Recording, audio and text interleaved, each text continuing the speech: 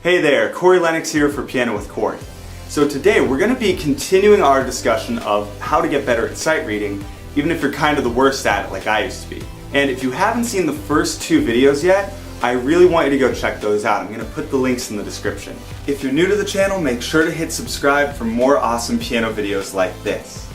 But today we're going to go on to tip number 3. This is also something we need to talk about, even though it's simple. So stay with me here, but tip number 3 is don't look at your hands. Now we've all heard our piano teacher say, eyes on the paper, right? Keep your eyes on the score, all that kind of stuff.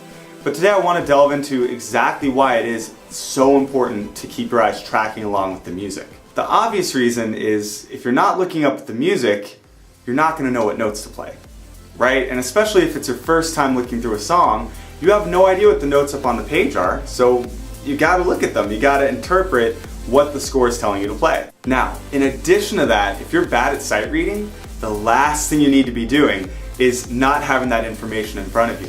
You know, if it already takes you longer than the normal person to interpret what's on that paper, your eyes not being on the paper is going to slow you down even more.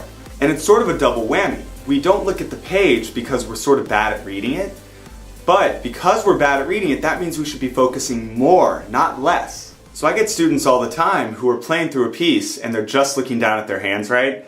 And at a certain point they always sort of get lost and they look up at me and they say, what's the next note? With this deer in the headlights look. And it's such a piano teacher move, but I always say, well, let's look up at the score. You know, you tell me what that next note is. And they kind of hate it, but they get, you know, if you know how to read music, there's no excuse for not looking at the score and getting your note from that. Now, of course, if you don't even understand how to read music yet, that's your first step. And you can definitely, I'll help those students out, little kids or people who are just learning how the staff works. I'll be like, yeah, that's a G, you know, here's how you can find this, or this is how you can find the note middle C. But for the most part, if you know how to read your score, there's really no reason to not read your score. Now, I know what you're gonna say. I'm just gonna stop you right there. I know exactly what you're thinking. But Corey, it's hard to not look at your hands. How do you see where the keys are? What if you're jumping? And I'll be the first to admit, yes, sometimes it can be hard to not look at your hands. It's alright to glance down, and especially if you're moving, we just don't want to be glued to our hands and not at all tracking along with what's up on the page. So if you're playing and you're looking down more than quick glances just to set your hand or move somewhere or do a jump, that's wrong. You want to be on the page as much as you possibly can. And this brings me to my rule. If you're not jumping or moving your hand in some way, there's no reason to look at it.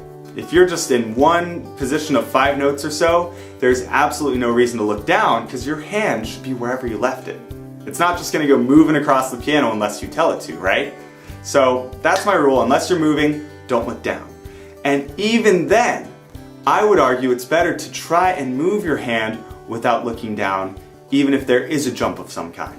And let me say this in another way, because I know some of the piano teachers out there are going to be getting on to me in the comments. Ideally, you would never look down at your hand. Ideally, you would never look down and you'd only look up at the score.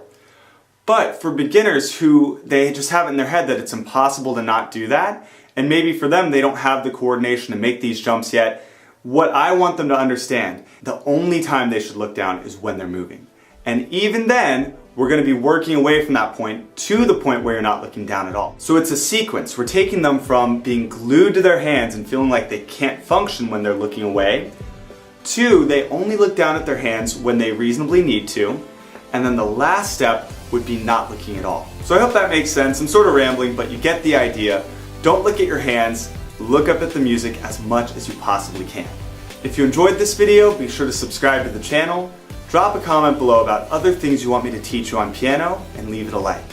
Until next time, this is Corey Lennox for Piano with Corey. Piano on.